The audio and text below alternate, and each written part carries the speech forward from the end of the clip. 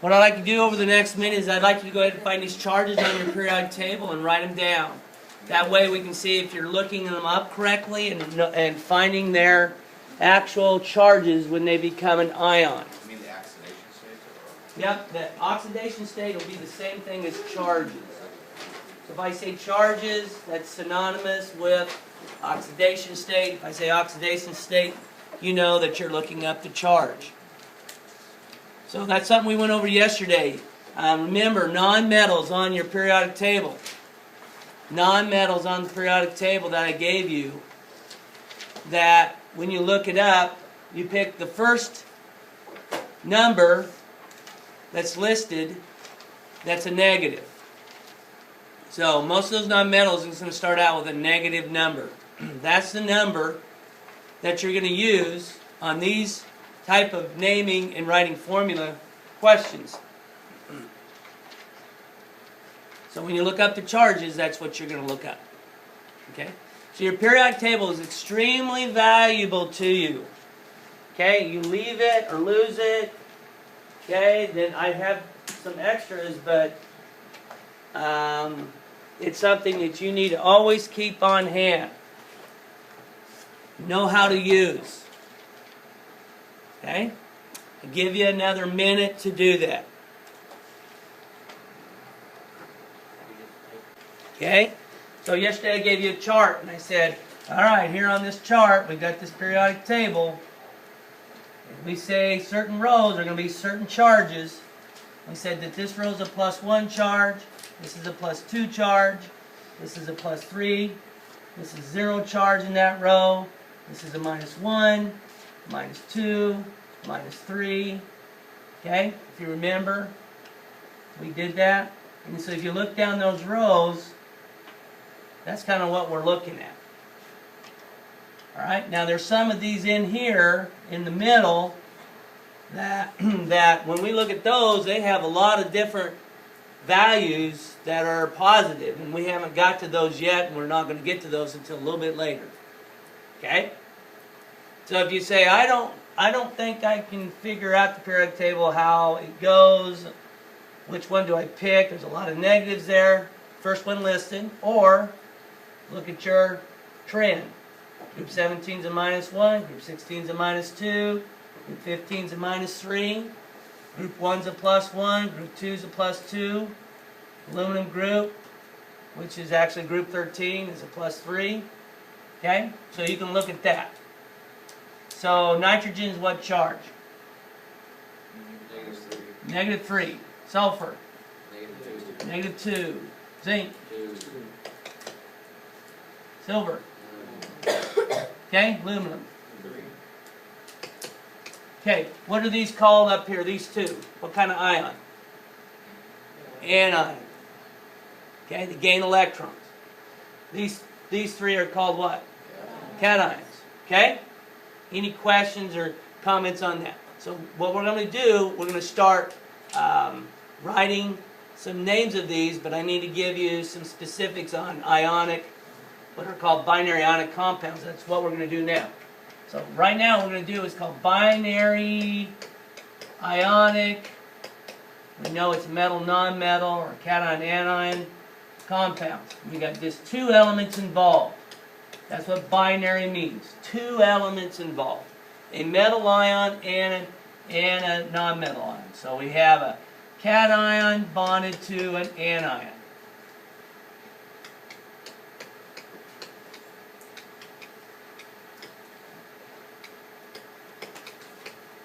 Okay? Cation is positive charge. Anion is a negative charge.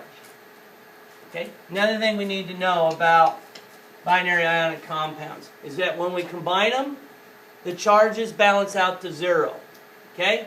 So on all binary ionic compounds, we need to vary how many we have of each to make sure that our charges, when we add them together, will come up to a 0 charge.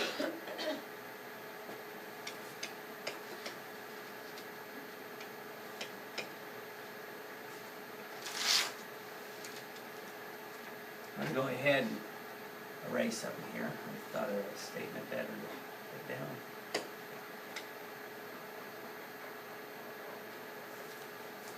See? So on this one, overall charges will balance out to 0.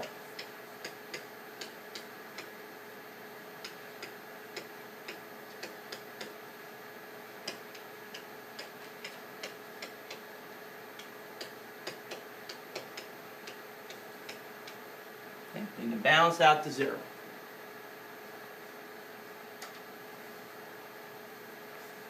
Right? So when we write the names of these, okay, or the formulas of these, the cation is listed first.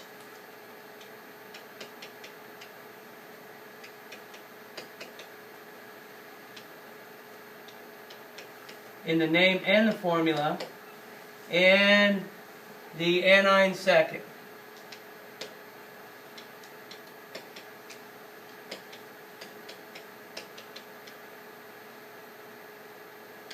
Or last. Okay? The anion is listed last. The cation is listed first when we write the name and write the formula. That's the way they are. It's kind of like my first name is Wes. My last name is Garland. When I write out something on an application, I write my first name, and then my last name last. Sometimes they have you do last name first, middle name, first name last. Okay? Right? But you need to list it in that order, whether you're writing a formula, which is just symbols, or when you write the name out. Okay? Alright, so we're going to do one where we're going to name some compounds. Okay? So we're naming ionic compounds.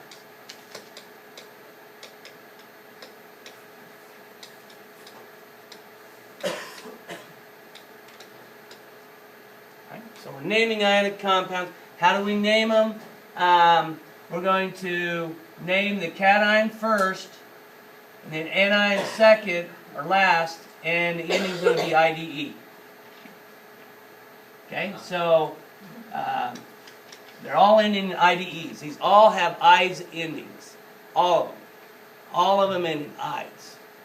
All binary compounds end in I's. Okay? So what you're going to do is name the metal, which is the cation, and name the nonmetal last,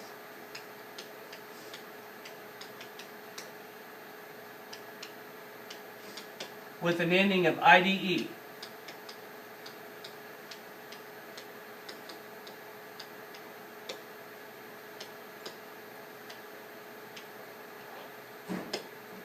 They're all going to do IDE.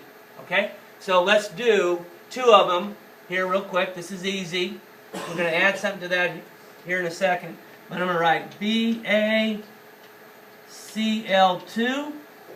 Okay, for right now, you don't have to worry about the subscripts, the numbers. Just go ahead and look that up and name it.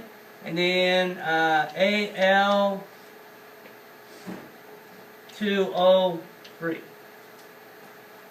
So go ahead and name those two formulas. Name those two formulas.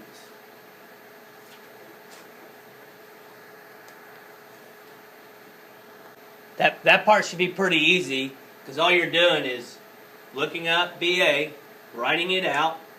So for this one, it's barium,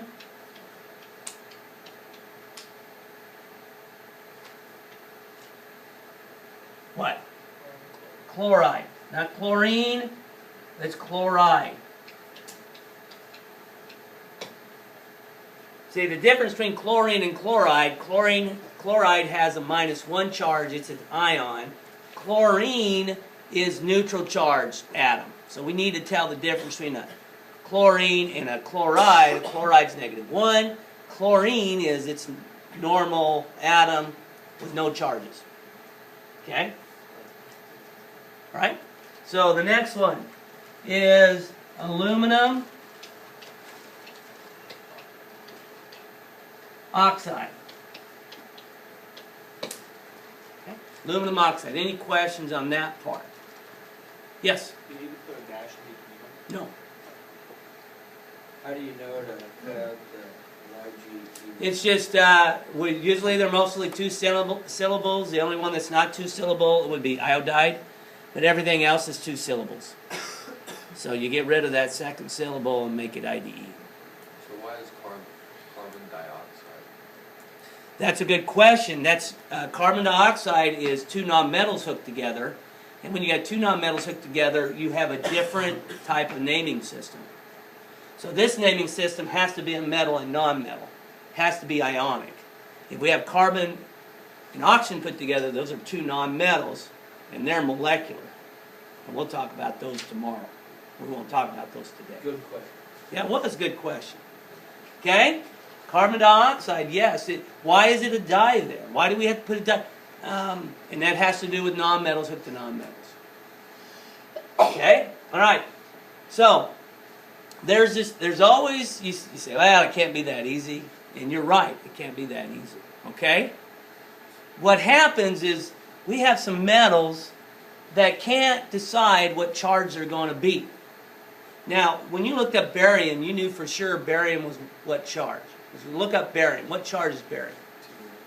It's a 2. Can it be a 3? No. Can it be a 1? No. Okay? It can only be a 2. Whatever's listed there, that's all it can be.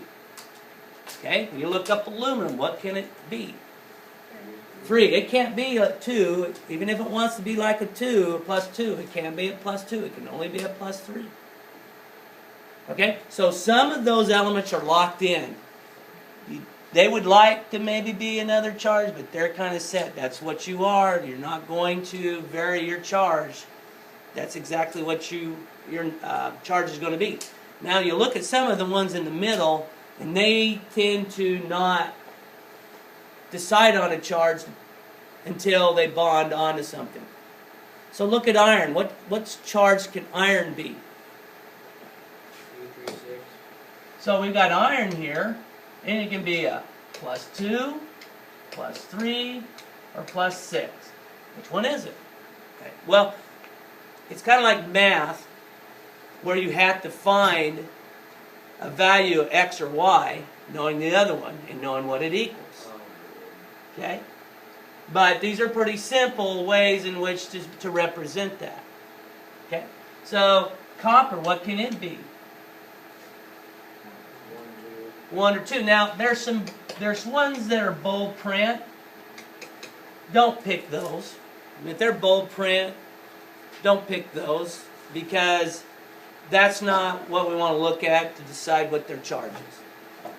Okay? We don't want to look at the bold print. So those are 2 examples where it could be one. How can we tell when we've got a formula? For example, we got this formula here. All right? We got this formula that says FeCl3. And if you had to name that based upon what I told you on the last 2, what would be the name of that compound? You'd say, oh, that's iron chloride. And then you would go on. But then somebody would look at that and go, Carter, which iron is that though? I don't know which one that is. Can you tell me which iron that is? Is that a plus 2 iron? Is that a plus 3 iron? Or is that a plus 6 iron?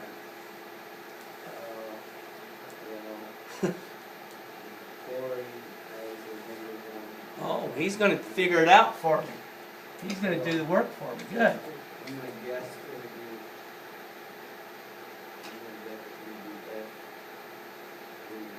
You think it's going to be Fe plus 3? Okay, that's what I'm asking you. So if somebody wrote iron chloride, there's 3 choices it could be. I remember this guy. You guys probably know him, George Foreman. You know George Foreman, the boxer? He had like 9 kids. You know what he named his kids? No, not elements. George Foreman. No. George Foreman, come here. Oh, the other one's George Foreman too. And the other one was George Foreman. Oh, boy. So how do you think he would call his kids up? 1, 2, 3, 4. Okay, could be. George Foreman the second, come here. George Foreman the third, come here. I need to talk to you. Okay? Now, That goes into this. Sometimes it's juniors and seniors in houses. Okay? If there's a tradition for the firstborn to be always named George or Henry, like kings, Henry the Third or Henry the Eighth or Henry the Ninth. Okay? Some families, if there's two of them, it might be junior or senior. Okay? So how do I tell what iron is? And he started it out, trying to figure it out. So this is a -1, and I have 3 of those. And I know this overall charge, when I add these two charges up, has to equal 0. So this here is a -3 charge overall down there. So what does iron's charge have to be to where you add it to the -3, it's going to give you 0. A +3, right? So that's the one I have to use. So I say iron 3 chloride. What are you looking at to equal 0? Okay? Alright, we'll do that again. Yeah. So, we'll erase this so that you can kind of see what's going on. Do you have to use Roman numerals? You have to use Roman numerals, yes. You have no choice if you want to get it right. Okay? So, we'll do this again. So we look up chlorine. Do we know chlorine's charge for sure? Yeah. Yeah, it's at -1. How many do we have? We have 3 of these floating around. Chlorine, chlorine, chlorine. So what's the total overall charge of chlorine? -3. So it's a -3. I'm just going to put it down there to kind of separate it because I figure I got 3 of them, -1. So what does iron have to be to get this to equal 0 when we put them everything together? +3. So it's iron 3 chloride. Alright? Let me do this one. FeCl2. What's the name of that compound? Yeah? The iron 2. Yep, the iron 2. Because chlorine, you look it up, it's a -1 still. You got 2 of them, that's a -2. So 1 iron is going to be a +2. So this one's going to be iron 2 chloride. How would you do negative Roman numerals? You don't. Because you're not going to look at any negatives, you only look at the positive. Right. You only look at the first one. Okay? You only look at the first one. So I'm going to have you do a couple of these, because this, I noticed this in the last class, they weren't sure which ones to put Roman numerals and which ones not to. Now, which ones are you not required to put Roman numerals with? The one that is given. The one that there's only one given. It's like there's only one possible charge. If it has more than one possible charge, like iron and copper, then you have to figure out what its charge is based upon the charge of the negative ion. And how many you have of it, and how you're going to use it to balance it out to 0. Okay? So here, I'm going to give you 4. I want you to practice to see if you can write the name out. Okay?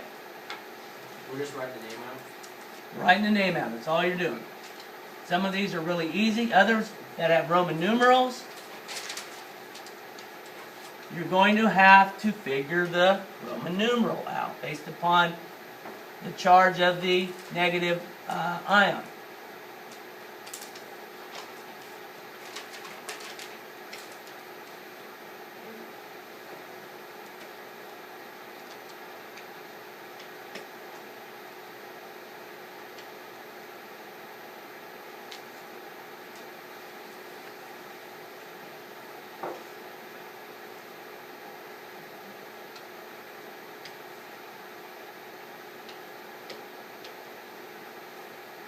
So do those.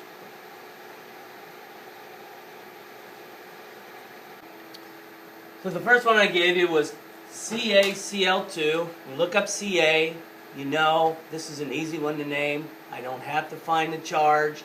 It can only be a +2. So the name of the first one is calcium chloride.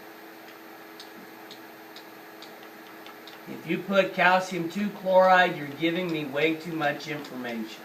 Because I know when I look up calcium, it can only be a +2. You don't have to tell me it's a +2.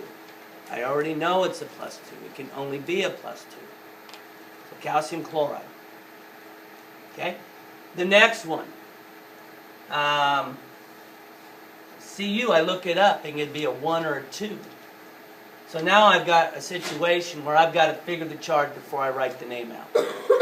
So I look up oxygen, it's a -2. And then I notice I have 2 coppers. And I need to figure out the individual charge of each copper to get me, this over here has to be a +2 total. And I have 2 coppers, each one's going to be what charge? +1. So I'm going to write that name out as copper 1 oxide.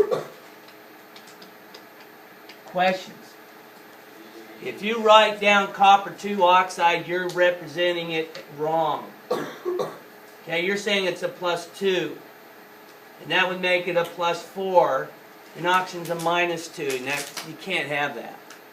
So the Roman numeral only states what the charge is. It doesn't state the Roman numeral. Okay? You gotta separate the two somehow. Some students can't. Some students will always write this as copper 2 oxide. Because they can see the 2 there, and they think the Roman numeral stands for how many they have, and it doesn't. It stands for the charge. Okay, you got to tell what the charge is. So, once you separate the two, once you figure out the Roman numeral is not the same thing as the subscript, okay, then you'll be far ahead and you'll be able to figure out the charge. So, that's a hurdle some of you got to get over. Right? You cannot represent the Roman numeral with the subscript. Now sometimes it works out to be that, but that's just, it's kind of like, it's kind of a guess there. So this one is lithium nitride. Is that what you guys got? And then this one's zinc fluoride. So it is nitride. Nitride. Yeah, but it's 2 syllables, so we try to always keep them at 2 syllables. Oxide, nitride, phosphide. What's that? Lithium nitride. Lithium nitride?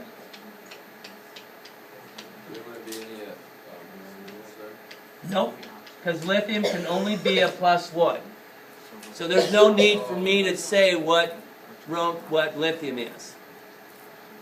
Because I always know that when I look up those single charged elements can only be +1.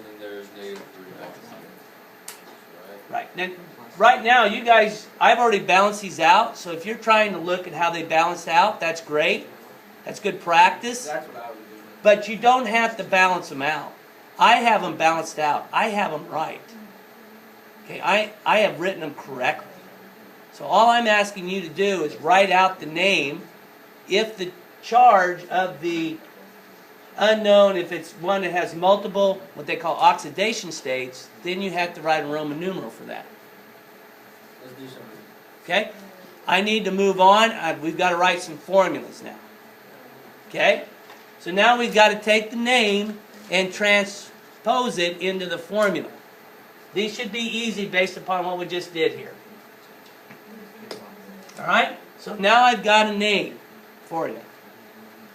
We'll put 3 names up here and then you'll write the formulas out based upon. I'll do the first one for you. So the first one's going to be nickel 2 bromide. Nickel 2 bromide. So I look up nickel, Ni. I look up the symbol for bromide, Br. Then what I do is I like to, for the name, it helps me out, I'll just write the charge. So this 2, when I look up nickel could be a 2 or a 3, I know it's a 2. That's why you put the Roman numeral up. You don't guess. You can't guess. Okay? So that's a +2 because that Roman numeral says that that's the charge of it. Okay? And the bromine's a -1. So what would be the formula for that?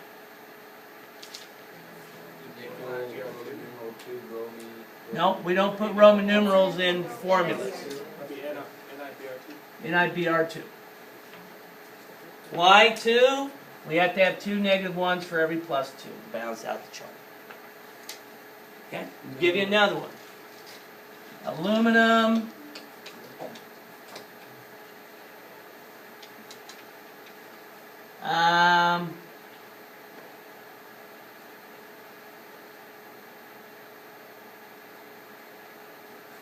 Chloride.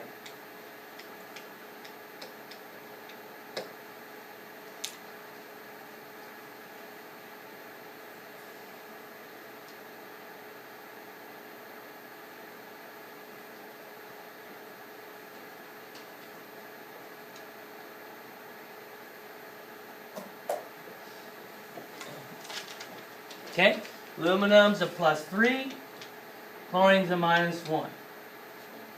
So AlCl3.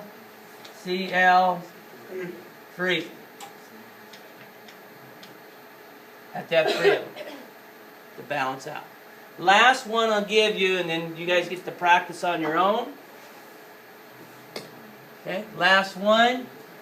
This is the toughest one you'd have to do. So let's go ahead and give you iron-free. You can just put it there.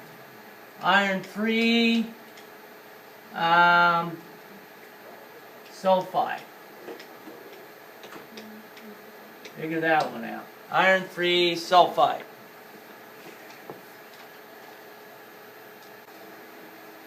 Okay, so iron is a +3, and sulfide is a -2. We have to have a common charge that we can get both of them to, common denominator that we can get both of them to, so that they equal 0. Okay? You guys do this with fractions? Do you? Yeah. Okay, so it'd be same as like fractions. You want to get them the same number so you can add and subtract, right? Okay, same thing, same concept. Iron, you just pick the Nope, Oh, you go 3. that tells you. Okay, so how many irons do I need? 2. And how many sulfurs do I need? 3. You guys are good. Fe2S3. So if you can do that with fractions, when you have to add them, subtract them, and that, to where you can do that, then that's what you need to do with the 2 and the 3. Okay, got to get them to 6 so that you can cancel them out. Okay, you got a worksheet there. Work on that. That's due tomorrow. The Roman numerals, again, are the sticking point. If you look up the symbol and it has more than one possible oxidation state, then you have to use Roman numerals. If it's one of those elements that there's just one listed, those are the ones that shouldn't take hardly any time doing.